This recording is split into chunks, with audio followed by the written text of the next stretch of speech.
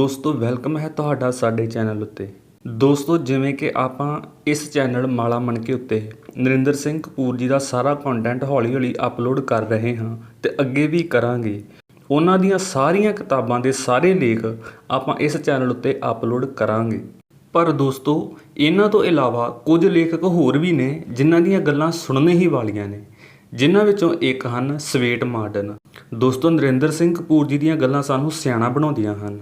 ਜ਼ਿੰਦਗੀ ਵਿੱਚ ਕਿਹੜੇ ਮੌਕੇ 'ਤੇ ਸਾਨੂੰ ਕੀ ਕਰਨਾ ਹੈ ਅਤੇ ਕੀ ਕਹਿਣਾ ਹੈ, ਇਹ ਸਭ ਕੁਝ ਸਾਨੂੰ ਨਰਿੰਦਰ ਸਿੰਘ ਕਪੂਰ ਜੀ ਦੀਆਂ ਕਿਤਾਬਾਂ ਤੋਂ ਸਿੱਖਣ ਨੂੰ ਮਿਲਦਾ ਹੈ। ਪਰ ਸਵੇਟ ਮਾਰਡਨ ਜੀ ਦੀਆਂ ਕਿਤਾਬਾਂ ਵਿੱਚ ਅਸੀਂ ਜ਼ਿੰਦਗੀ ਨੂੰ ਕਿਵੇਂ ਜਿਉਣਾ ਹੈ, ਅਸੀਂ ਜ਼ਿੰਦਗੀ ਨੂੰ ਖੁਸ਼ ਹੋ ਕੇ ਕਿਵੇਂ ਜੀ ਸਕਦੇ ਹਾਂ, ਇਹ ਸਭ ਦਾ ਨੁਕਤਾ ਸਾਨੂੰ ਸਵੇਟ ਮਾਰਡਨ ਜਾਂ ਹੋਰ ਇੱਕ ਦੋ ਲੇਖਕ ਹਨ ਇਹਨਾਂ ਦੀਆਂ ਕਿਤਾਬਾਂ ਤੋਂ ਮਿਲੇਗਾ। ਸੋ ਦੋਸਤੋ ਇਸ ਲਈ ਅੱਜ ਆਪਾਂ ਲੇਖਕ ਸਵੇਟ ਮਾਰਡਨ ਜੀ ਦੀ ਕਿਤਾਬ ਨਿਰਾਸ਼ਾ ਤੋਂ ਬਚੋ ਵਿੱਚੋਂ ਇੱਕ ਲੇਖ ਤੁਹਾਡੇ ਨਾਲ ਸਾਂਝਾ ਕਰਨ ਲੱਗੇ ਹਾਂ। ਆਪਾਂ ਹਮੇਸ਼ਾ ਲਈ ਕਿਵੇਂ ਜਵਾਨ ਰਹਿ ਸਕਦੇ ਹਾਂ, ਜਾਂ ਕੋਈ ਇਨਸਾਨ ਜਲਦੀ ਹੀ ਆਪਣੇ ਆਪ ਨੂੰ ਬੁੱਢਾ ਕਿਉਂ ਮਹਿਸੂਸ ਕਰਨ ਲੱਗ ਪੈਂਦਾ ਹੈ, ਇਸ ਦੇ ਬਾਰੇ ਹੀ ਅੱਜ ਦੇ ਲੇਖ ਵਿੱਚ ਸਾਰੀ ਚਰਚਾ ਹੋਵੇਗੀ। ਦੋਸਤੋ ਬਹੁਤ ਹੀ ਵਧੀਆ ਗੱਲਾਂ ਕਹੀਆਂ ਗਈਆਂ ਨੇ ਇਸ ਲੇਖ ਵਿੱਚ, ਤੇ ਲੇਖ ਹੈ ਵੀ ਛੋਟਾ, ਕੋਈ ਬਹੁਤਾ ਵੱਡਾ ਨਹੀਂ ਹੈ। ਸੋ ਇੱਕ ਵਾਰੀ ਇਸ ਨੂੰ ਜ਼ਰੂਰ ਸੁਣਨਾ ਤੇ ਸਾਰਾ ਧਿਆਨ ਨਾਲ ਸੁਣਨਾ। ਤੇ ਹੁਣ ਮੈਂ ਲੇਖ ਸ਼ੁਰੂ ਕਰਦਾ ਹਾਂ। ਲੇਖ, ਕੀ ਤੁਸੀਂ ਸਦਾ ਬਹਾਰ ਰਹਿਣਾ ਜਾਣਦੇ ਹੋ? ਸਦਾ ਬਹਾਰ ਰਹਿਣ ਦਾ ਅਰਥ ਹੈ ਹਮੇਸ਼ਾ ਜਵਾਨ ਰਹਿਣਾ, ਅਤੇ ਹਮੇਸ਼ਾ ਜਵਾਨ ਰਹਿਣ ਦਾ ਅਰਥ ਹੈ ਹਮੇਸ਼ਾ ਜਵਾਨੀ ਮਹਿਸੂਸ ਕਰਦੇ ਰਹਿਣਾ। ਜਵਾਨੀ ਜਾਂ ਬੁਢਾਪਾ ਵਰ੍ਹਿਆਂ ਨਾਲ ਨਹੀਂ ਨਾਪਿਆ ਜਾਂਦਾ, ਬਲਕਿ ਮਨ ਦੀ ਅਨੁਭੂਤੀ ਹੀ ਵਿਅਕਤੀ ਨੂੰ ਜਵਾਨ ਜਾਂ ਬੁੱਢਾ ਬਣਾਉਂਦੀ ਹੈ। ਜੇ ਤੁਸੀਂ 50 ਵਰ੍ਹੇ ਦੀ ਉਮਰ ਵਿੱਚ ਵੀ ਇਹ ਅਨੁਭਵ ਕਰਦੇ ਹੋ ਕਿ ਤੁਹਾਡੇ ਵਿੱਚ 30 ਵਰ੍ਹੇ ਦੀ ਉਮਰ ਵਰਗੇ ਵਿਚਾਰ ਅਤੇ ਉਤਸ਼ਾਹ ਹਨ, ਤਾਂ ਕੋਈ ਕਾਰਨ ਨਹੀਂ ਕਿ ਤੁਸੀਂ ਚਿਹਰੇ ਤੋਂ ਵੀ 30 ਵਰ੍ਹੇ ਦੇ ਨਾ ਲੱਗਦੇ ਹੋਵੋ।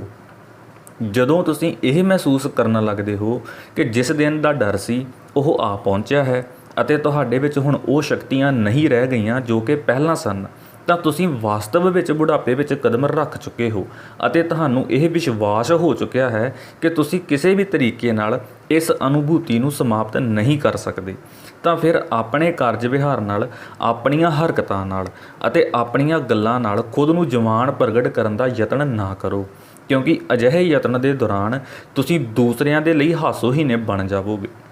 ਪਰੰਤੂ ਜੇ ਤੁਸੀਂ ਇਸ ਦੇ ਉਲਟ ਅਨੁਭਵ ਕਰਦੇ ਹੋ ਤਾਂ ਫਿਰ ਕੋਈ ਕਾਰਨ ਨਹੀਂ ਹੈ ਕਿ ਤੁਸੀਂ ਸਿਰਫ ਇਸ ਲਈ ਬੁੱਢਿਆਂ ਵਰਗੀਆਂ ਹਰਕਤਾਂ ਕਰੋ ਕਿਉਂਕਿ ਤੁਹਾਡੀ ਉਮਰ ਜ਼ਿਆਦਾ ਹੋ ਗਈ ਹੈ।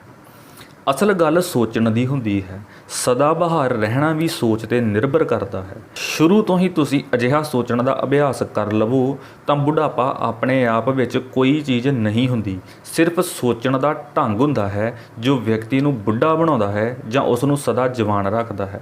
ਕਦੇ ਇੱਕ ਪਲ ਦੇ ਲਈ ਵੀ ਅਜਿਹਾ ਵਿਚਾਰ ਮਨ ਵਿੱਚ ਨਾ ਲਿਆਵੋ ਕਿ ਤੁਸੀਂ ਫਲਾਣਾ ਕੰਮ ਇਸ ਲਈ ਨਹੀਂ ਕਰ ਸਕਦੇ ਕਿਉਂਕਿ ਤੁਸੀਂ ਬੁੱਢੇ ਹੋ ਗਏ ਹੋ, ਕਿਉਂਕਿ ਤੁਹਾਡੇ ਵਿਚਾਰ ਹੀ ਉਸ ਕੰਮ ਦੇ ਮਾਧਿਅਮ ਦੁਆਰਾ ਤੁਹਾਨੂੰ ਪ੍ਰਗਟ ਕਰਨਗੇ। ਅਸੀਂ ਜੋ ਕੁਝ ਵੀ ਹਾਂ ਵਿਚਾਰਾਂ ਦੀ ਹੀ ਦੇਣ ਹਾਂ। ਜੈਸੇ ਸਾਡੇ ਵਿਚਾਰ ਹੋਣਗੇ ਵੈਸੇ ਹੀ ਅਸੀਂ ਹੋਵਾਂਗੇ। ਹਾਲੇ ਥੋੜ੍ਹੇ ਦਿਨ ਪਹਿਲਾਂ ਦੀ ਗੱਲ ਹੈ, ਮੈਂ ਇੱਕ ਪਰਿਵਾਰ ਵਿੱਚ ਕਿਸੇ ਉਤਸਵ ਵਿੱਚ ਸ਼ਰੀਕ ਹੋਇਆ। ਦੋਵਾਂ ਪਤੀ ਪਤਨੀ ਦੀ ਉਮਰ 60 ਤੋਂ ਉੱਪਰ ਸੀ। ਲੜਕੇ ਲੜਕੀਆਂ ਸਭ ਜਵਾਨ ਸਨ ਅਤੇ ਹੱਸ ਖੇਡ ਰਹੇ ਸਨ। ਉਹਨਾਂ ਨੇ ਆਪਣੇ ਪਿਤਾ ਨੂੰ ਖੇਡ ਵਿੱਚ ਸ਼ਾਮਲ ਹੋਣ ਲਈ ਕਿਹਾ।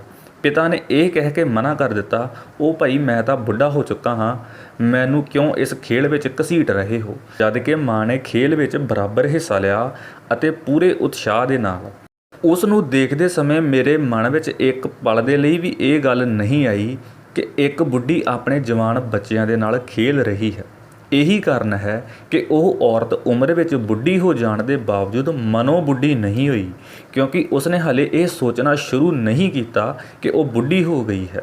ਇਹੀ ਕਾਰਨ ਹੈ ਕਿ ਦੋਹਾਂ ਪਤੀ ਪਤਨੀ ਦੀ ਉਮਰ ਲਗਭਗ ਇੱਕ ਜਿਤਨੀ ਹੁੰਦੇ ਹੋਏ ਵੀ ਪਤੀ ਦੇ ਚਿਹਰੇ 'ਤੇ ਝੁਰੜੀਆਂ ਲਟਕਾਈਆਂ ਹਨ, ਜਦ ਕਿ ਪਤਨੀ ਹਲੇ ਵੀ ਆਪਣੀ ਉਮਰ ਤੋਂ 20 ਸਾਲ ਛੋਟੀ ਮਾਲੂਮ ਪੈ ਰਹੀ ਹੈ। ਸਦਾ ਬਹਾਰ ਰਹਿਣ ਦਾ ਸਭ ਤੋਂ ਵੱਡਾ ਉਪਾਅ ਇਹ ਹੈ ਕਿ ਤੁਸੀਂ ਹਮੇਸ਼ਾ ਜਵਾਨ ਲੋਕਾਂ ਦੇ ਸੰਪਰਕ ਵਿੱਚ ਰਹੋ। ਉਹਨਾਂ ਦੇ ਵਿਚਾਰਾਂ, ਉਹਨਾਂ ਦੀਆਂ ਆਸ਼ਾਵਾਂ, ਉਹਨਾਂ ਦੇ ਪ੍ਰੋਗਰਾਮਾਂ ਅਤੇ ਉਹਨਾਂ ਦੇ ਮਨੋਰੰਜਨਾਂ ਵਿੱਚ ਭਾਗ ਲਵੋ। ਨੌਜਵਾਨ ਮੁਟਿਆਰਾਂ ਦਾ ਸੰਪਰਕ ਤੁਹਾਡੇ ਅੰਦਰ ਹਮੇਸ਼ਾ ਹੀ ਜਵਾਨ ਭਾਵਨਾਵਾਂ ਬਣਾਈ ਰੱਖੇਗਾ। ਮੇਰੇ ਇੱਕ ਵਾਕਫ ਹਨ ਜਿਨ੍ਹਾਂ ਦੀ ਉਮਰ 80 ਸਾਲ ਤੋਂ ਵੀ ਉੱਪਰ ਹੈ, ਲੇਕਿਨ ਉਹਨਾਂ ਨੂੰ ਦੇਖ ਕੇ ਹੈਰਾਨੀ ਹੁੰਦੀ ਹੈ ਕਿਉਂਕਿ ਉਹ ਕਿਸੇ ਵੀ ਤਰ੍ਹਾਂ 50 ਤੋਂ ਉੱਪਰ ਦੇ ਨਹੀਂ ਦਿਸਦੇ। ਇੱਕ ਦਿਨ ਮੈਂ ਉਹਨਾਂ ਨੂੰ ਪ੍ਰਸ਼ਨ ਕੀਤਾ, ਆਖਿਰ ਤੁਹਾਡੇ ਸਦਾਬਹਾਰ ਚਿਹਰੇ ਦਾ ਰਹੱਸ ਕੀ ਹੈ?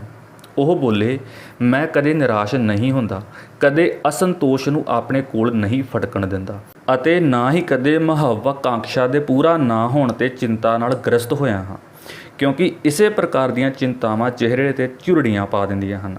ਜੋ ਲੋਕ ਲਗਾਤਾਰ ਹੱਸਦੇ ਹਨ ਉਹਨਾਂ ਦੇ ਚਿਹਰਿਆਂ ਉੱਤੇ ਕਦੇ ਝੁਰੜੀਆਂ ਨਹੀਂ ਪੈਂਦੀਆਂ।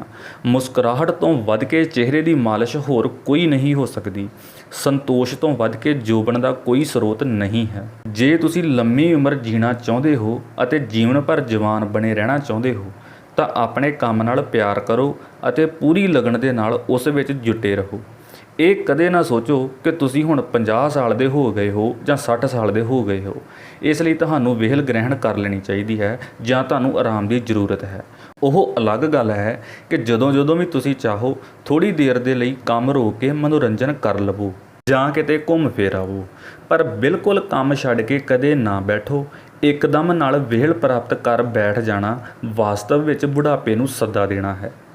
ਜੀਵਨ ਦੇ ਅੰਤਿਮ ਪਲਾਂ ਤੱਕ ਕੰਮ ਕਰਦੇ ਰਹਿਣਾ ਸਦਾ ਬਹਾਰ ਰਹਿਣ ਦਾ ਇੱਕਮਾਤਰ ਉਪਾਅ ਹੈ।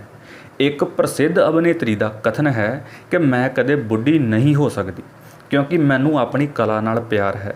ਮੈਂ ਹਰ ਸਮੇਂ ਉਸ ਵਿੱਚ ਡੁੱਬੀ ਰਹਿੰਦੀ ਹਾਂ, ਕਦੇ ਅੱਕਦੀ ਨਹੀਂ, ਇਸ ਲਈ ਖੁਸ਼ ਰਹਿੰਦੀ ਹਾਂ ਅਤੇ ਜੋ ਸਦਾ ਖੁਸ਼ ਰਹਿੰਦਾ ਹੈ ਉਹ ਕਦੇ ਥੱਕਦਾ ਨਹੀਂ। ਉਸ ਦੇ ਚਿਹਰੇ ਉੱਤੇ ਉਮਰ ਦੀਆਂ ਲਕੀਰਾਂ ਕਦੇ ਨਹੀਂ ਉੱਭਰ ਸਕਦੀਆਂ। ਉਹ ਹਮੇਸ਼ਾ ਜਵਾਨ ਰਹਿੰਦਾ ਹੈ। ਇਸ ਲਈ ਜਦ ਕਦੇ ਥੱਕਦੀ ਵੀ ਹਾਂ ਤਾਂ ਉਹ ਥਕਾਨ ਸਿਰਫ ਮੇਰੇ ਸਰੀਰ ਤੱਕ ਹੀ ਸੀਮਤ ਹੁੰਦੀ ਹੈ। ਮੇਰੀ ਆਤਮਾ ਕਦੇ ਨਹੀਂ ਥੱਕਦੀ। ਜਦੋਂ ਤੱਕ ਤੁਹਾਡੇ ਕੋਲ ਕੋਈ ਵੀ ਐਸੀ ਚੀਜ਼ ਬਾਕੀ ਹੈ ਜਿਸ ਦੀ ਗਿਣਤੀ ਹੋ ਸਕੇ, ਉਦੋਂ ਤੱਕ ਤੁਹਾਡੀ ਉਮਰ ਦੀ ਗਿਣਤੀ ਕੋਈ ਨਹੀਂ ਕਰੇਗਾ। ਬੀਤ ਚੁੱਕੇ ਵਰ੍ਹੇ ਸਾਨੂੰ ਓਨਾ ਬੁੱਢਾ ਨਹੀਂ ਕਰਦੇ ਜਿੰਨਾ ਕਿ ਉਹਨਾਂ ਵਰ੍ਹਿਆਂ ਨੂੰ ਬਿਤਾਉਣ ਦਾ ਢੰਗ, ਯਾਨੀ ਅਸਲ ਚੀਜ਼ ਇਹ ਹੈ ਕਿ ਅਸੀਂ ਆਪਣੇ ਜੀਵਨ ਨੂੰ ਕਿਸ ਤਰ੍ਹਾਂ ਜੀਵਿਆ। ਹਰ ਚੀਜ਼ ਦੀ ਅੱਤ ਬੁਰੀ ਹੁੰਦੀ ਹੈ। ਕਿਸੇ ਚੀਜ਼ ਦੀ ਅੱਤ ਲੰਮੇ ਜੀਵਨ ਦੇ ਲਈ ਘਾਤਕ ਹੈ, ਇਸ ਲਈ ਜੋਬਨ ਦੇ ਲਈ ਵੀ ਘਾਤਕ ਹੈ। ਆਪਣੇ ਪਿਛਲੇ ਜੀਵਨ ਦੇ ਪਾਪਾਂ ਦੀਆਂ ਕੌੜੀਆਂ ਯਾਦਾਂ ਨੂੰ ਹਮੇਸ਼ਾ ਯਾਦ ਕਰਦੇ ਰਹਿਣ ਨਾਲ ਹੀ ਸਮੇਂ ਤੋਂ ਪਹਿਲਾਂ ਬੁਢਾਪਾ ਆ ਜਾਂਦਾ ਹੈ ਅਤੇ ਚਿਹਰੇ ਉੱਤੇ ਝੁਰੜੀਆਂ ਉੱਭਰ ਆਉਂਦੀਆਂ ਹਨ। ਅੱਖਾਂ ਦੀ ਚਮਕ ਬੁੱਝ ਜਾਂਦੀ ਹੈ ਅਤੇ ਟੰਗਾਂ ਲੜਖੜਾਉਣ ਲੱਗਦੀਆਂ ਹਨ। ਅਸੀਂ ਬੁੱਢੇ ਸਿਰਫ ਇਸ ਲਈ ਹੋ ਜਾਂਦੇ ਹਾਂ ਕਿਉਂਕਿ ਅਸੀਂ ਜਵਾਨ ਰਹਿਣ ਦਾ ਢੰਗ ਨਹੀਂ ਜਾਣਦੇ। ਅਸੀਂ ਬਿਮਾਰ ਇਸ ਲਈ ਹੋ ਜਾਂਦੇ ਹਾਂ ਕਿਉਂਕਿ ਅਸੀਂ ਤੰਦਰੁਸਤ ਰਹਿਣ ਦਾ ਤਰੀਕਾ ਹੀ ਨਹੀਂ ਜਾਣਦੇ। ਬਿਮਾਰੀ ਅਗਿਆਨਤਾ ਦਾ ਭੈੜਾ ਸਿੱਟਾ ਹੈ ਅਤੇ ਅਗਿਆਨਤਾ ਗਲਤ ਚਿੰਤਨ ਦਾ ਨਾਂ ਹੈ। ਉਹ ਸਮਾਂ ਦੂਰ ਨਹੀਂ ਜਦ ਕਿ ਮਨੁੱਖ ਅਜਿਹੀਆਂ ਗੱਲਾਂ ਸੋਚਣੀਆਂ ਹੀ ਬੰਦ ਕਰ ਦੇਵੇਗਾ ਜਿਨ੍ਹਾਂ ਨਾਲ ਕਿ ਉਹ ਬਿਮਾਰ ਹੋਵੇ ਜਾਂ ਕਮਜ਼ੋਰ ਹੋਵੇ। ਜੇ ਤੁਹਾਡੇ ਵਿਚਾਰ ਹਮੇਸ਼ਾ ਸਹੀ ਦਿਸ਼ਾ ਵਿੱਚ ਰਹਿੰਦੇ ਹਨ ਤਾਂ ਤੁਸੀਂ ਕਦੇ ਵੀ ਬਿਮਾਰ ਨਹੀਂ ਪੈ ਸਕਦੇ। ਇਹੀ ਚਿੰਤਨ ਹੀ ਤੁਹਾਡੇ ਸਰੀਰ ਨੂੰ ਨਿਰੋਗ ਰੱਖਦਾ ਹੈ। ਸਹੀ ਚਿੰਤਨ ਵਾਲਾ ਵਿਅਕਤੀ ਹਮੇਸ਼ਾ ਜਵਾਨ ਵਿਚਾਰ ਹੀ ਆਪਣੇ ਮਨ ਵਿੱਚ ਲਿਆਉਂਦਾ ਹੈ, ਇਸ ਲਈ ਉਸ ਦੀ ਜਵਾਨੀ ਦਾ ਸਮਾਂ ਆਮ ਨਾਲੋਂ ਲੰਮਾ ਹੁੰਦਾ ਹੈ। ਜੇ ਤੁਹਾਡੇ ਮਨ ਵਿੱਚ ਸਦਾ ਹੀ ਹਰ ਕਿਸੇ ਦੇ ਪ੍ਰਤੀ ਪ੍ਰੇਮ ਭਾਵ ਬਣਿਆ ਰਹਿੰਦਾ ਹੈ ਅਤੇ ਤੁਸੀਂ ਹਰ ਸਮੇਂ ਹਰ ਕਿਸੇ ਦੀ ਸਹਾਇਤਾ ਦੇ ਲਈ ਤਤਪਰ ਰਹਿੰਦੇ ਹੋ ਤਾਂ ਵਿਸ਼ਵਾਸ ਰੱਖੋ ਤੁਹਾਡਾ ਸਰੀਰ ਅਤੇ ਮਨ ਸਦਾ ਹੀ ਫੁਰਤੀ ਨਾਲ ਭਰਿਆ ਰਹੇਗਾ ਅਤੇ ਤੁਸੀਂ ਹਰ ਕਿਸੇ ਦੇ ਪ੍ਰੇਮ ਦੇ ਪਾਤਰ ਬਣੇ ਰਹੋਗੇ। ਜੇ ਤੁਸੀਂ ਇਹ ਨਹੀਂ ਚਾਹੁੰਦੇ ਕਿ ਕੋਈ ਤੁਹਾਡੇ ਵਰ੍ਹੇ ਗਿਣ ਸਕੇ, ਯਾਨੀ ਇਹ ਕਿ ਤੁਹਾਡੇ ਬੁਢਾਪੇ ਦਾ ਕੋਈ ਅਨੁਮਾਨ ਲਗਾ ਸਕੇ, ਤਾਂ ਸਦਾ ਅੱਗੇ ਦੀ ਤਰਫ ਦੇਖੋ, ਪਿੱਛੇ ਕਦੇ ਨਾ ਝਾਕੋ ਅਤੇ ਆਪਣੇ ਜੀਵਨ ਵਿੱਚ ਜ਼ਿਆਦਾ ਤੋਂ ਜ਼ਿਆਦਾ ਵਿਲੱਖਣਤਾਵਾਂ ਪੈਦਾ ਕਰਨ ਦੀ ਕੋਸ਼ਿਸ਼ ਕਰੋ। ਆਪਣੀਆਂ ਰੁਚੀਆਂ ਨੂੰ ਜਿੰਨਾ ਜ਼ਿਆਦਾ ਵਿਸਤਾਰ ਦੇ ਸਕਦੇ ਹੋ ਦੇਣ ਦਾ ਯਤਨ ਕਰੋ। ਜੇ ਤੁਸੀਂ ਇੱਕ ਰਸ ਜੀਵਨ ਜਿਉਂਦੇ ਰਹੋਗੇ ਅਤੇ ਆਪਣੇ ਦਿਮਾਗ ਨੂੰ ਖਾਲੀ ਰਹਿਣ ਦਿਓਗੇ ਤਾਂ ਬੁੱਢੇ ਹੋਵੋਗੇ ਹੀ। ਜੋ ਔਰਤਾਂ ਵੱਡੇ ਸ਼ਹਿਰਾਂ ਵਿੱਚ ਰਹਿੰਦੀਆਂ ਹਨ, ਵੱਡੀਆਂ ਸੁਸਾਇਟੀਆਂ ਵਿੱਚ ਆਉਂਦੀਆਂ ਜਾਂਦੀਆਂ ਹਨ, ਉਹਨਾਂ ਦੀਆਂ ਰੁਚੀਆਂ ਅਤੇ ਰੁਝੇਵੇਂ ਫੈਲੇ ਹੋਏ ਹੁੰਦੇ ਹਨ ਅਤੇ ਜੀਵਨ ਵਿਅਸਤ ਰਹਿੰਦਾ ਹੈ। ਉਹ ਕਾਫੀ ਉਮਰ ਤੱਕ ਵੀ ਜਵਾਨ ਹੀ ਨਜ਼ਰ ਆਉਂਦੀਆਂ ਰਹਿੰਦੀਆਂ ਹਨ। ਇਹਨਾਂ ਦੇ ਮੁਕਾਬਲੇ ਪਿੰਡਾਂ ਵਿੱਚ ਜਾਂ ਛੋਟੀਆਂ ਥਾਵਾਂ 'ਤੇ ਰਹਿਣ ਵਾਲੀਆਂ ਅਤੇ ਇੱਕ ਰਸ ਜੀਵਨ ਜਿਉਣ ਵਾਲੀਆਂ ਔਰਤਾਂ ਬਹੁਤ ਛੋਟੀ ਉਮਰ ਵਿੱਚ ਹੀ ਬੁੱਢੀਆਂ ਨਜ਼ਰ ਆਉਣ ਲੱਗ ਪੈਂਦੀਆਂ ਹਨ। ਪਾਗਲ ਹੋ ਚੁੱਕੇ ਵਿਅਕਤੀਆਂ ਦੇ ਹਾਲਾਤ ਦਾ ਵਿਸ਼ਲੇਸ਼ਣ ਕਰਨ ਦੇ ਬਾਅਦ ਇਸ ਸਿੱਟੇ 'ਤੇ ਪਹੁੰਚਿਆ ਗਿਆ ਹੈ ਕਿ ਪਾਗਲ ਹੋਣ ਵਾਲੇ ਜ਼ਿਆਦਾਤਰ ਲੋਕ ਅਜਿਹੇ ਹੀ ਸਨ ਜੋ ਇੱਕ ਰਸਤਾ ਜੀਵਨ ਹੀ ਜਿਉਂਦੇ ਰਹੇ ਜਾਂ ਲੰਮੀ ਅਵਧੀ ਤੱਕ ਖਾਲੀ ਹੀ ਬੈਠੇ ਰਹੇ ਸਨ। ਇੱਕ ਬਿਰਧ ਮਹਾਤਮਾ ਤੋਂ ਕਿਸੇ ਨੇ ਇੱਕ ਵਾਰ ਉਸ ਦੀ ਸਰੀਰਕ ਸ਼ਕਤੀ ਅਤੇ ਸਦਾ ਬਹਾਰ ਰਹਿਣ ਦਾ ਕਾਰਨ ਪੁੱਛਿਆ ਤਾਂ ਉਹਨਾਂ ਨੇ ਤਤਕਾਲ ਉੱਤਰ ਦਿੱਤਾ, ਮੈਂ ਨਿੱਤ ਪ੍ਰਤੀ ਕੁਝ ਨਾ ਕੁਝ ਨਵਾਂ ਸਿੱਖਦਾ ਰਹਿੰਦਾ ਹਾਂ। ਪ੍ਰਾਚੀਨ ਯੂਨਾਨੀ ਵਿਚਾਰਕਾਂ ਦਾ ਵੀ ਇਹੀ ਮਤ ਸੀ ਕਿ ਚਿਰ ਜੋਬਨ ਦਾ ਰਹੱਸ ਇਹੀ ਹੈ ਕਿ ਸਦਾ ਕੁਝ ਨਾ ਕੁਝ ਨਵਾਂ ਸਿੱਖਦੇ ਹੀ ਰਹੋ। ਹਰ ਸਮੇਂ ਮਨ ਨੂੰ ਕਿਸੇ ਨਾ ਕਿਸੇ ਨਵੀਂ ਗੱਲ ਵਿੱਚ ਗ੍ਰਹਿਣ ਕਰਨ ਵਿੱਚ ਲਗਾਈ ਰਹਿਣ ਦੇ ਨਾਲ ਤੁਹਾਡੇ ਸਰੀਰ ਵਿੱਚ ਨਵੀਂ ਸਫੂਰਤੀ ਦਾ ਸੰਚਾਰ ਹੁੰਦਾ ਰਹਿੰਦਾ ਹੈ। ਨਤੀਜੇ ਵਜੋਂ ਤੁਸੀਂ ਨਵੀਨ ਬਣੇ ਰਹਿੰਦੇ ਹੋ। ਇਸ ਲਈ ਇਹ ਬਹੁਤ ਜ਼ਰੂਰੀ ਹੈ ਕਿ ਜੇ ਤੁਸੀਂ ਜਵਾਨ ਬਣੇ ਰਹਿਣਾ ਚਾਹੁੰਦੇ ਹੋ ਤਾਂ ਹਰ ਸਮੇਂ ਨਵੇਂ ਵਿਚਾਰਾਂ ਦੇ ਪ੍ਰਤੀ ਗ੍ਰਹਿਣਸ਼ੀਲ ਬਣੇ ਰਹੋ। ਆਪਣੇ ਦਿਲ ਨੂੰ ਉਦਾਰ ਰੱਖੋ ਅਤੇ ਕਿਸੇ ਵੀ ਇੱਕ ਪੁਰਾਣੇ ਵਿਚਾਰ ਜਾਂ ਪੁਰਾਣੀ ਮਾਨਤਾ ਦੇ ਨਾਲ ਚਿਪਕੇ ਨਾ ਰਹੋ। ਪਰੰਤੂ ਪ੍ਰਸੰਨਤਾ ਇਹਨਾਂ ਸਭ ਤੋਂ ਵੱਧ ਕੇ ਹੈ। ਪ੍ਰਸੰਨ ਚਿੱਤ ਵਿਅਕਤੀ 100 ਵਰ੍ਹੇ ਦਾ ਹੋਣ 'ਤੇ ਵੀ ਬੁੱਢਾ ਨਹੀਂ ਹੁੰਦਾ ਅਤੇ ਪ੍ਰਸੰਨ ਉਹੀ ਰਹਿ ਸਕਦਾ ਹੈ ਜਿਸ ਦੇ ਮਨ ਵਿੱਚ ਕਿਸੇ ਦੇ ਪ੍ਰਤੀ ਈਰਖਾ ਜਲਣ ਦੀ ਭਾਵਨਾ ਨਹੀਂ ਰਹਿੰਦੀ। ਅਤੇ ਈਰਖਾ ਜਾਂ ਸਾੜਾ ਜਲਣ ਤੋਂ ਮੁਕਤ ਉਹੀ ਵਿਅਕਤੀ ਰਹਿ ਸਕਦਾ ਹੈ ਜੋ ਵਿਸ਼ਾਲ ਮਨ ਦਾ ਹੋਵੇ। ਸੰਕੁਚਿਤ ਮਨ ਵਾਲਾ ਵਿਅਕਤੀ ਸਦਾ ਛੋਟੀਆਂ-ਛੋਟੀਆਂ ਅਤੇ ਕਮੀਨੀਆਂ ਗੱਲਾਂ ਸੋਚਦਾ ਰਹੇਗਾ। ਉਸ ਦੇ ਮਨ ਵਿੱਚ ਦੂਸਰਿਆਂ ਨੂੰ ਨੁਕਸਾਨ ਪਹੁੰਚਾਉਣ ਦੀਆਂ ਹੀ ਗੱਲਾਂ ਆਉਂਦੀਆਂ ਰਹਿਣਗੀਆਂ। ਹੋਰਾਂ ਦੀ ਸਮਰਿੱਧੀ ਅਤੇ ਸਫਲਤਾ ਦੇਖ ਕੇ ਉਹ ਮਨ ਹੀ ਮਨ ਘੁੱਟਦਾ ਰਹੇਗਾ, ਜਲਦਾ ਰਹੇਗਾ ਅਤੇ ਜਲਣ ਉਸ ਦੇ ਚਿਹਰੇ ਦੀਆਂ ਝੁਰੜੀਆਂ ਦੇ ਰੂਪ ਵਿੱਚ ਪ੍ਰਗਟ ਹੁੰਦੀ ਰਹੇਗੀ।